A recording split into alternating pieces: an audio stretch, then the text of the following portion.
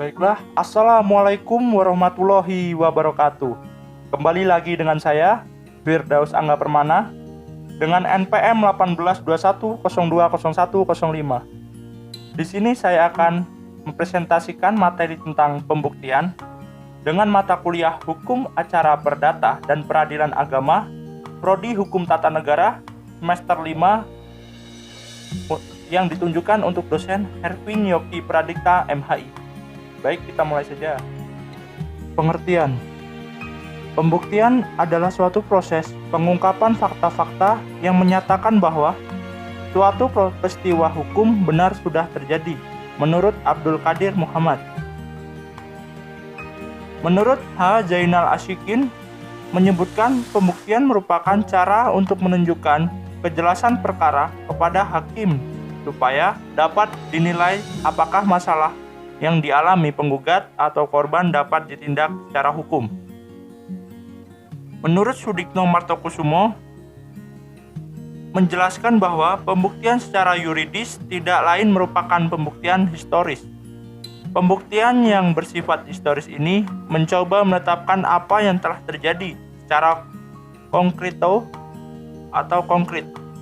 Membuktikan pada hakikatnya berarti mengapa peristiwa-peristiwa tertentu dianggap benar.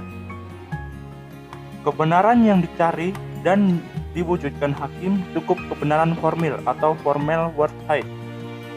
Dari diri dan sanubari hakim tidak dituntut keyakinan. Hakim tidak dilarang mencari kebenaran material, asal kebenaran itu ditegakkan di atas landasan alat bukti yang sah memenuhi syarat. Kalaupun hakim yakin, tetapi keyakinan itu tidak ditegakkan di atas landasan alat bukti yang sah, tidak dibenarkan hukum. Sebaliknya, walaupun hakim tidak yakin, asal pihak yang berperkara dapat membuktikan berdasarkan alat bukti yang sah, hakim harus menerima sebagai kebenarannya. Menurut Yahya Harahap. Yang selanjutnya, alat-alat bukti. Macam-macam alat bukti diatur dalam pasal 284 RBG, 164 HIR, 1866 BW yang terdiri dari: yang pertama, alat bukti tertulis atau surat; yang kedua, alat bukti dengan saksi-saksi; yang ketiga, alat bukti persangkaan; yang keempat, alat bukti pengakuan; yang kelima, alat bukti sumpah. Dalam praktek peradilan perdata, di samping 5 alat bukti tersebut, dikenal pula 2 macam alat bukti lainnya, yaitu pemeriksaan setempat dan keterangan ahli. Alat bukti tertulis atau surat. Ada 3 macam alat bukti tertulis atau surat. Yang pertama, akta otentik; yang kedua, akta di bawah tangan; yang ketiga, alat bukti tertulis atau surat bukan akta. Akta adalah suatu tulisan yang dibuat dengan sengaja untuk dijadikan bukti tentang sesuatu peristiwa dan ditandatangani oleh pembuatnya, menurut Ridwan Syahrani. Yang kedua, akta di bawah tangan. Akta di bawah tangan dibuat tidak oleh penjabat umum dan dibuat tidak di hadapan penjabat umum. Demikian pula, bentuknya bebas, tidak ditentukan bentuknya secara spesifik dalam peraturan perundang-undangan. Yang ketiga, alat bukti tertulis atau surat bukan akta. Surat yang sudah memenuhi kriteria sebagai alat bukti tetapi tidak memenuhi syarat untuk dapat dikategorikan sebagai akta. Alat bukti dengan saksi atau kesaksian. Kesaksian adalah kepastian yang diberikan kepada hakim di persidangan tentang peristiwa yang disengketakan dengan jalan pemberitahuan secara lisan dan pribadi oleh orang yang bukan salah satu pihak dari perkara yang dipanggil di persidangan, menurut Sudikno Martokusumo. Alat bukti persangkaan. Persangkaan merupakan alat bukti yang tidak langsung yang dapat dibedakan menjadi 2. Yang pertama, persangkaan undang-undang atau persangkaan berdasarkan hukum, menurut Wedlich Vermodem. Pada persangkaan berdasarkan hukum ini, undang-undanglah yang menarik kesimpulan terbuktinya. suatu peristiwa yang ingin dibuktikan dari suatu peristiwa lain yang sudah terbuktikan atau sudah terang nyata. Yang kedua, persangkaan berdasarkan kenyataan atau persangkaan hakim. Pada persangkaan berdasarkan kenyataan ini, hakimlah yang menarik kesimpulan peristiwa lain yang tidak terbukti atau sudah terang nyata. Yang selanjutnya, alat bukti pengakuan.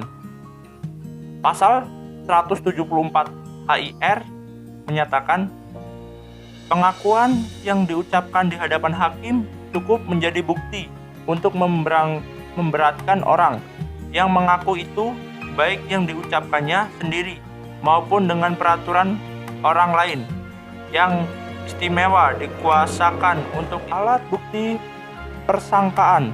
Persangkaan merupakan alat bukti yang tidak langsung yang dapat dibedakan menjadi dua. Yang pertama, persangkaan undang-undang atau persangkaan berdasarkan hukum.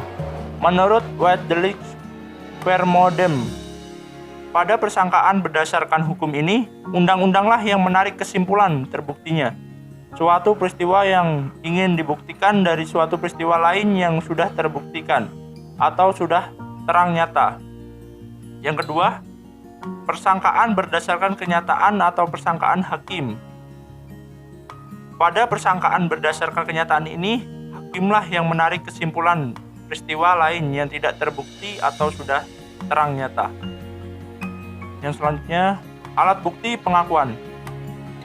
Pasal 174 HIR menyatakan pengakuan yang diucapkan di hadapan hakim cukup menjadi bukti untuk memberatkan orang yang mengaku itu, baik yang diucapkannya sendiri maupun dengan peraturan orang lain yang istimewa dikuasakan untuk alat bukti sumpah.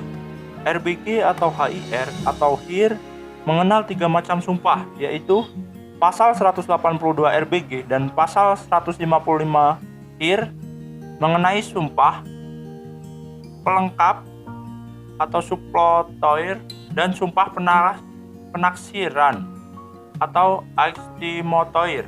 Sedangkan Pasal 183 RBG dan Pasal 156 HIR mengenal adanya sumpah pemutusan.